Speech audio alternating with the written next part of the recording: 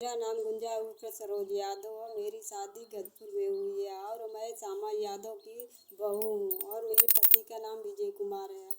और हमारे देवर देवरान और हमारी सास हमको रहने नहीं दे रही है, हमको मार रही, पीट रही है।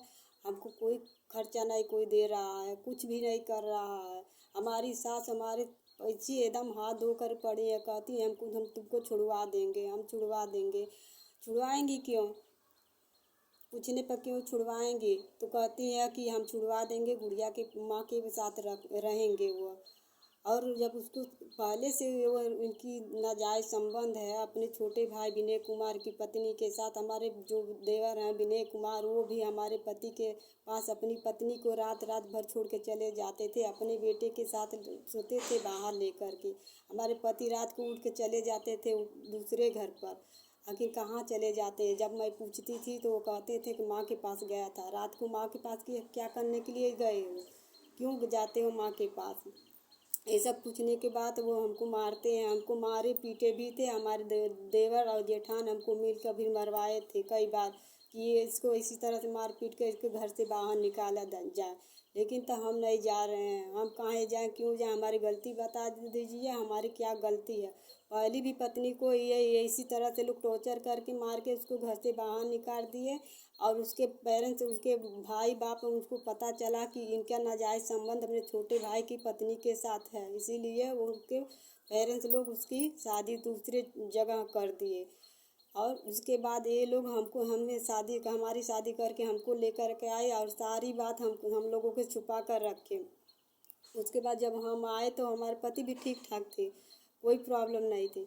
जब वो फिर से दुबई चले गए, उसके बाद जब इन लोग इनके अपने छोटे भाई की पत्नी से फ़ोन फान कर नहीं करते थे, बात नहीं करते थे। उसके बाद हमारे देवर और देवरान, हमारी सास मिल कर के हमको डॉक्टर के बहाने ले गए सोखा के पास। सोखा ने मुझे झूठ झूठ बोल करके मुझको ये लोग झगड़ा करवाए और हमारे पति से कहे इसके साथ तो भूत है और प्रेत है। तभी से ये लोग हमसे झगड़ा करके और हमारे पति से कह दिए भूतई प्रेतई बहू नहीं हमारे घर रहेगी, इसको छोड़ दे। तभी से ये लोग हमारे पति से और हमको एक दूसरे से दूर कर रहे हैं और हमारे पति से एकदम मना कर दिए हैं, फ़ोन फान ना कर, बात ना कर, इसी तरह से रहेगी, कुछ भी मत दे उसको, वो चली जाएगी। हमारे माँ बाप, हमारे भाई हमको सारा खर्चा यहाँ पर पहुँचा जाते हैं हमारे ससुराल में, एक पैसे की नहीं देते हैं। हमारे पति हमको मारे थे, हमको चोट लगी थी, लेकिन 5 रुपए की दवा तक नहीं लाए। हमको दर्द हो रहा था लेकिन हम दवा के लिए बोले, दवा नहीं लाए। हम 5 रुपए दिए अपने पास से तो फिटकरी वो ले आए, हम मंगाए बच्चों से, लेकिन 1 रुपए की हमको दवा नहीं ला कर दिए। और अपनी छोटे भाई की पत्नी के नाम पर इन्होंने सारा जैसा जनवा में ज़मीन लिए हैं और सारा हमारे घर के अंदर के जितना सर सामान था वो सब ले जा कर के उसी को दे दिए। हमको जो जेवर ओवर दिए थे सारा जेवर भी उसी को ले जाकर अपने छोटे भाई के पत्नी को दे दिए। और उसका पति भी खुश है और कहता है कि जब भैया को बच्चे नहीं होंगे तो हमारे परिवार के